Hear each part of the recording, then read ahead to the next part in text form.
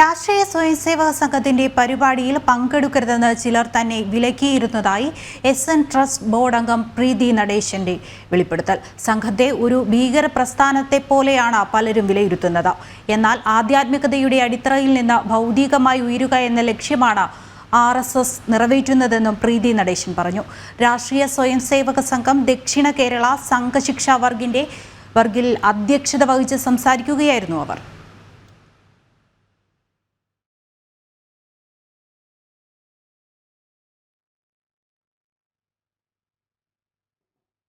RSS എന്ന് പറയുമ്പോൾ എല്ലാവരും സംശയദൃഷ്ടിയോടുകൂടിയാണ് നോക്കി കണ്ടിരുന്നത്.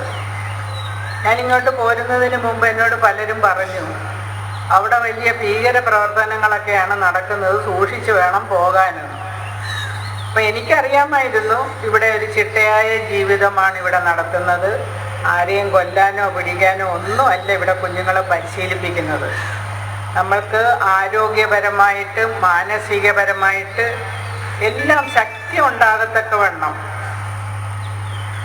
ഈ ഭാരതത്തിൻ്റെ സംസ്കൃതി എന്താണെന്ന് ഈ കുഞ്ഞുങ്ങളെ പറഞ്ഞ് മനസ്സിലാക്കി കൊടുക്കുക. കുട്ടികളെ നല്ല ശീലം നൽകി വളർത്താൻ മാതാപിതാക്കൾ പ്രയാസപ്പെടുന്ന കാലത്താണ് രാഷ്ട്രീയ സ്വയംസേവക സംഘത്തിലൂടെ നൂറുകണക്കിന് കുട്ടികൾ ഒന്നിച്ച് ഉണ്ടും ഉറങ്ങിയും നല്ല വ്യക്തികളായി പുറത്തേക്ക് വരുന്നത്. ഇതൊക്കെ സാധ്യമാകുമ്പോൾ 21ാം നൂറ്റാണ്ടിലെ അത്ഭുതം തന്നെയാണ് RSS എന്നും പ്രീതി നടേശൻ പറഞ്ഞു.